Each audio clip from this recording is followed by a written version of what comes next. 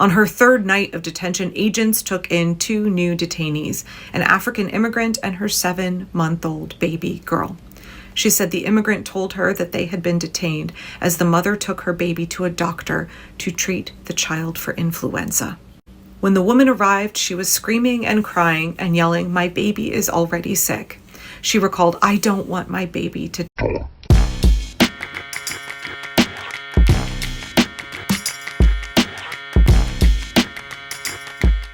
What's up, YouTube? Drill Sergeant. And I'm just gonna flat out show you a video that's talking about what's happening inside these ICE detention centers, these concentration camps. What's happening to the adults, to the women, to pregnant women is bad enough. But what's happening to the children is diabolical.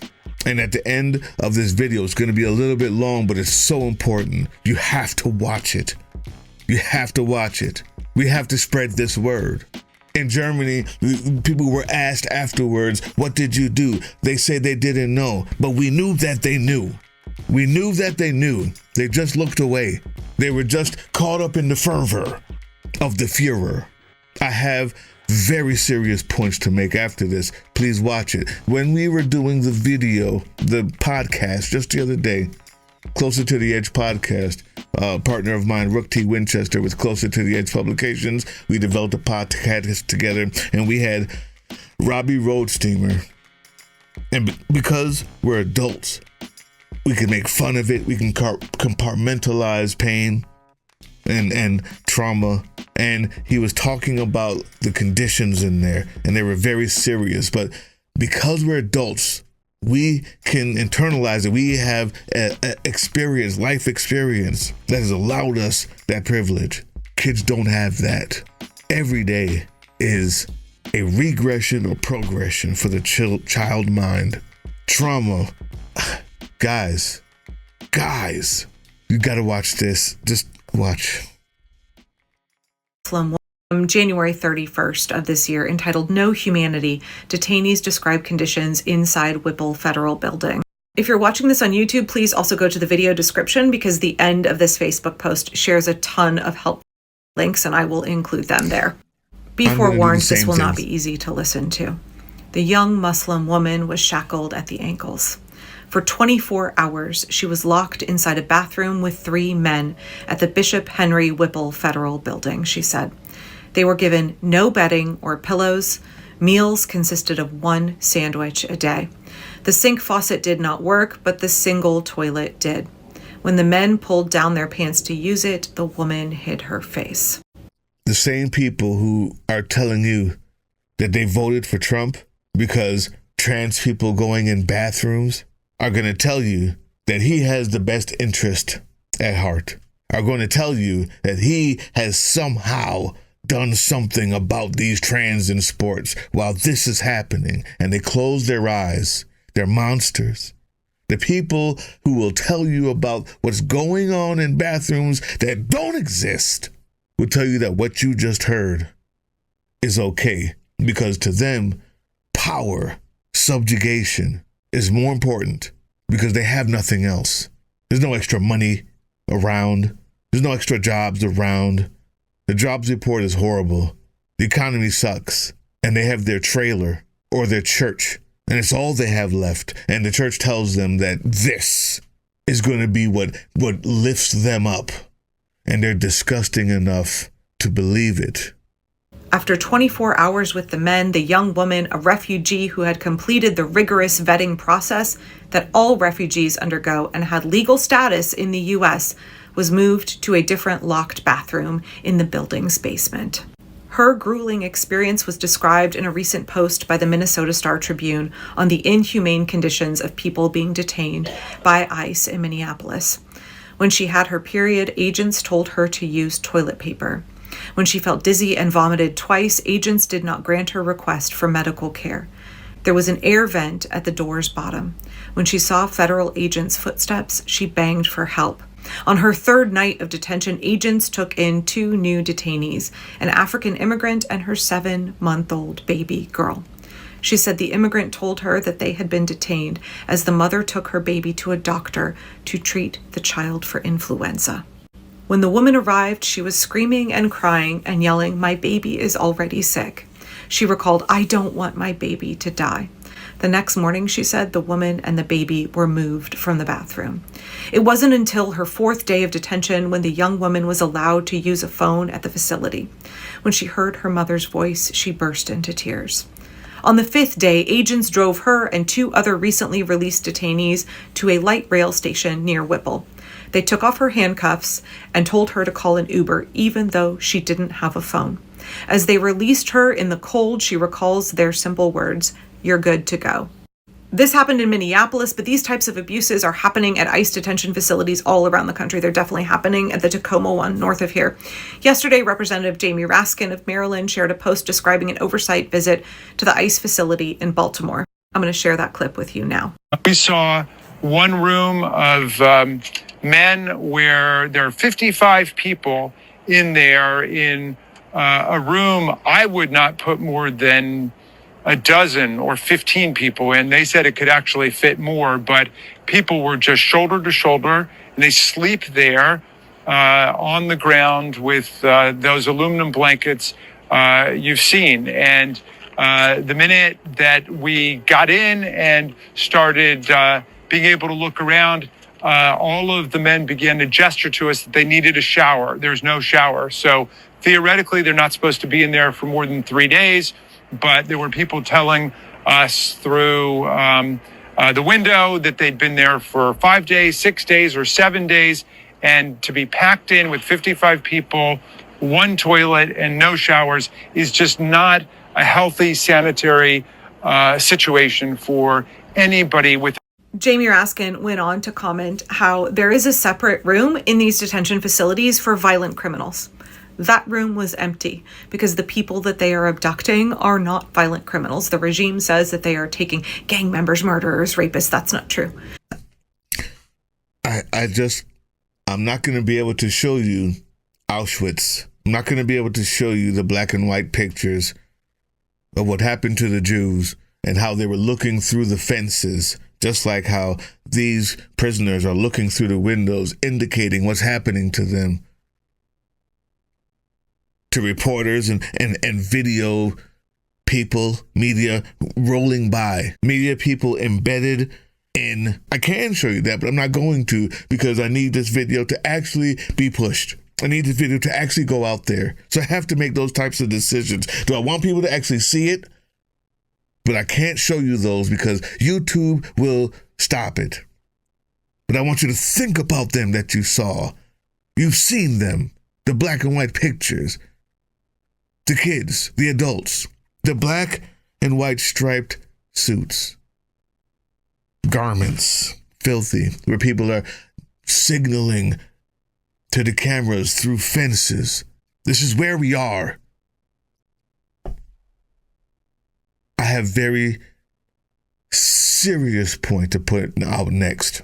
That's not true. They're taking women who are here on asylum. They're taking mothers and their infants who are sick with influenza trying to get medical care. They're taking decent, hardworking folks who have every right to be in this country.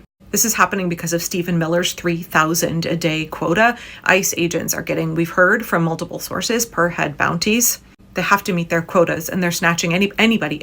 And then when it comes to pass that a judge says you can't keep that person, you don't have a right to keep that person, they just dump them out in the cold in the middle of the night, on the street, wherever. No coat, no phone. They've taken their phone, they've taken their identification, they don't give it back. They've taken personal effects like rings. They're taking people's engagement and wedding rings and not giving them back. They've been doing that for months and months. And shockingly, they are now taking 6 times the number of children that ICE was taking a year ago. Let me keep reading here. Even children are being treated like this. A Russian family who has been imprisoned at ICE's detention camp for children, concentration camp for children in Dilley, Texas for over 4 months, detailed the horrendous conditions.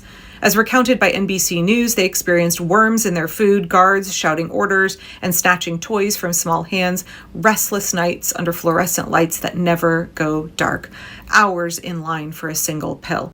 According to the Marshall Project, there are other reports from the Dilley facility of families not having anything to eat for days, not having enough water to drink. According to the Marshall Project, in the last year, ICE has taken almost 4,000 children.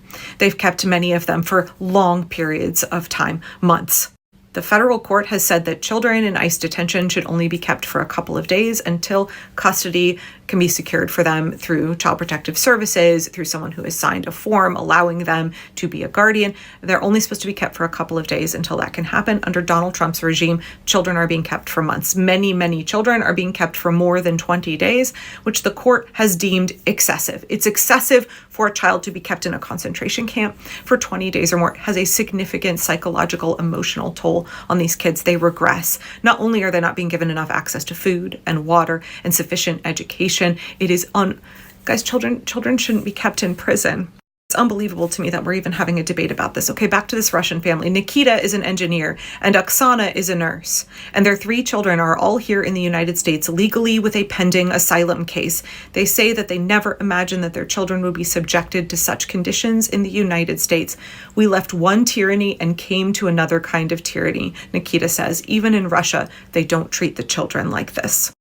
A nation of detention camps and bathroom cells, of shackled ankles and confiscated phones, of children crying themselves to sleep in facilities that a Russian dissident says are worse than Putin's Russia. It's about all I can take. Children should not be kept in concentration camps. There's more. I'll put the links below. This is about all I can take. I have 2 things to say. One is, this was done last time. By last time, I mean the last time you guys, you filthy fucking people elected Donald Trump. And kids were being kept and their parents were gone and they went around. Reporters went around with microphones. What do you think about that? And there were people who called themselves Christians every day that said, "Oh, you're always talking about the kids. You're always trying to make us feel bad." Madeline Carroll doesn't like CNN, and she doesn't like the way the media, she says, is trying to make her feel guilty. Quit trying to make us feel teary-eyed for the children. Yes, I love children a great deal, but to me, it's up to the parents to do things rightfully and legally. What you won't find, especially among Trump fans, is sympathy for immigrant families separated at the border. These people that we have coming across the border illegally are breaking the rules. Oh, I have no feelings for them at all. Now, when you have a bad guy coming across, kidnapping a kid and trying to come across, I don't buy that. How many of these do you think could be bad guys? I don't really know. So when they elected him the next time, I don't care what you call yourself. I know what you are.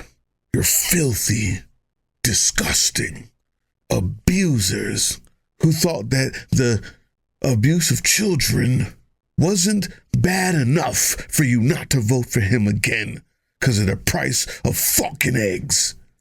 Get someone else who cares to try to bring you into the big tent. I want you gone, out of here. And the second thing, where are these children?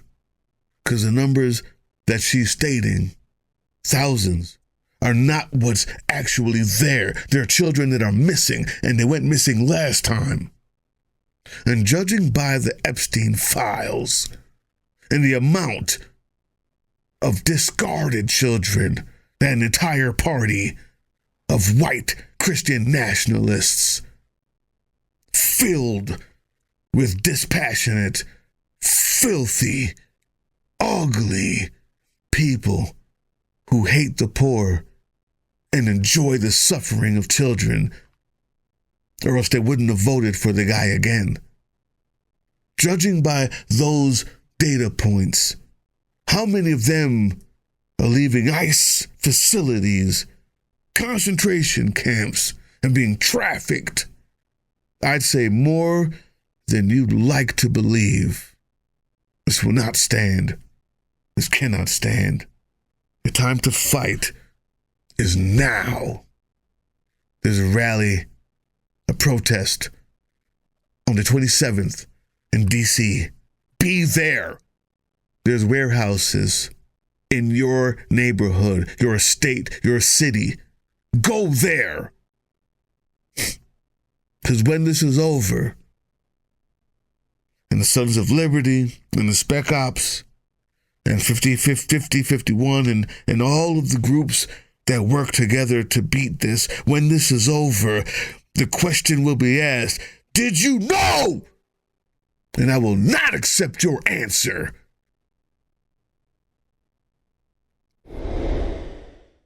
Neither will the generations that come after this. Hey, yeah, you. Before you click away to watch someone unbox a tactical toothbrush, let's talk about something real. Political Drain isn't just another content mill. We're a digital front in a very real war. Not with bullets, but with ideas, with action, and with solidarity. We pair urgent news with critical education. And we build community around actual resistance, not the hashtag kind. The kind that moves. But here's the thing. None of this is free. It isn't. Behind every video is time, labor, research, and some weird guy asking if we're going to pay the hosting bill. And yeah, some of that money goes to things we can't necessarily say out loud. If you know, you know. Let's just say our special ops aren't Call of Duty LARPers. They're people making real moves to protect, uplift, and organize. You're not just funding a channel. You're funding a resistance network in a world where capital still calls the shots. Unfortunately, in a system built on artificial scarcity, even mutual aid has a price tag. And if we want to grow, if we want to win, we need your help. We need your help. So if you've got even a few bucks to spare, toss it our way. It's not for ads, it's not for merch drops, but for people making moves in the shadows so others can do it in the light. It's just us and you. So fund the mission, fund the fight, fund the future, because nobody's coming to save us. We save each other. That's how this works.